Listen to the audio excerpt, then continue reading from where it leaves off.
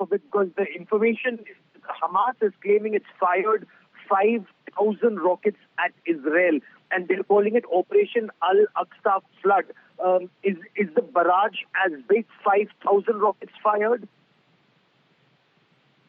I'm sorry, I missed the last part of your question in terms of the barrage of rockets. Have 5,000 rockets been fired, as Hamas claims? Rockets have been fired across Israel, including to Jerusalem, the location, ironically enough, of the Al-Aqsa compound, the Haram al-Sharif, or Israel's Temple Mount. So the situation, and I believe there are a large number of vehicles where terrorists have come in multiple vehicles, Jeep pickup vans, and they're firing indiscriminately into crowds in various localities. Is that true? Yes. Again, my apologies. I can't hear you too clearly, but I believe you're referring to some of those unconfirmed videos of pickup trucks of terrorists who are sort of wandering the streets. As I mentioned before, this time as a sort of fog of war, where you have many videos being shot by Israeli civilians, in their homes, in their neighborhoods, of really scenes that are unimaginable, of terrorists wandering around with machine guns inside Israeli communities, of, as I believe you mentioned, of terrorists in a pickup truck. There's even a video, again, unconfirmed, of Hamas terrorists taking an Israeli military vehicle, firing as they drive away and carrying that back into the Gaza Strip. Again, all of those things are unconfirmed. Certainly, if they all prove to be accurate, we're looking at a different level of conflict, not at all like the sort of rounds of conflict, so to speak, that Israelis and Palestinians are accustomed to. We'll just connect with Gaurav once again. Nurit, what I want to ask you is what the government has said just yet. Is there a cabinet meeting also? Because there are some reports that indicate that there is going to be a cabinet meeting. Can you confirm that to us?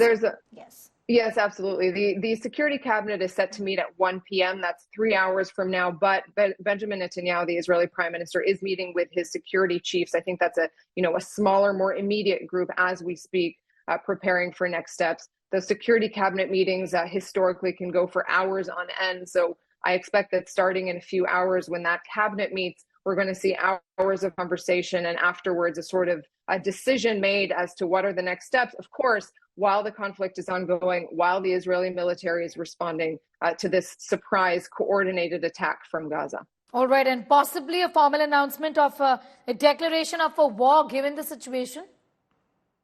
Well, the Israeli military has said it is ready for war. It's not a declaration of war. So that is an important difference. I think if there is a declaration of war at this point, it is coming from Hamas and Mohammed Deif, who announced the start of this operation, who are calling on Arab citizens of Israel to take up arms against their neighbors and so forth. Whether you call it a conflict or a war, it's clear that what's happening is a very, very chaotic situation already with casualties, and nobody knows where it will end and where it will spiral to from this point. Also, Nurit, I want to ask you, because some reports do suggest, and talk to us a little about what the current situation and what the reality really is, that this latest escalation actually follows after Israel decided to close the border to workers from Gaza for about 2 weeks or so in September. And that is what has really led to this escalation. I think, I can't comment, 100% clarity on that, because nobody knows, the real full answer to that. But I think it would be really neglecting a lot of the context to attribute it only to that. I mean, we've seen Israel for 10 months in a very, very deep internal crisis, 10 months of anti-government protests over what those protesters believe is a curbing of judicial oversight that will end democracy, no less. There has also been a lot of talk of these groups of Hamas, of Hezbollah, and so on, taking advantage of what they see as a very point in Israel's history internally. And those protests have also included military reservists who have said, including Air Force pilots, notably, who have said that they are not going to show up for duty if some of those judicial reforms pass. So there's a lot of the bigger picture here. I think certainly every time something like this happens, there are a lot of different factors. And in this case, it remains to be seen.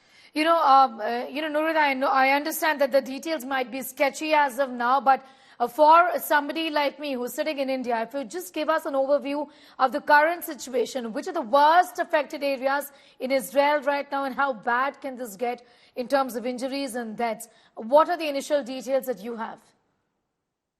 Well, I mean, how bad it can get, I don't think there's unfortunately any way to describe that, because right now we're already hearing multiple reports of injuries, casualties, of again unconfirmed hostage situations, of unconfirmed kidnappings of Israeli soldiers and or civilians. From that point, it can get very far very quickly. The rocket fire, a very, very large portion of the rocket fire is actually stopped by Israel's Iron Dome missile defense system.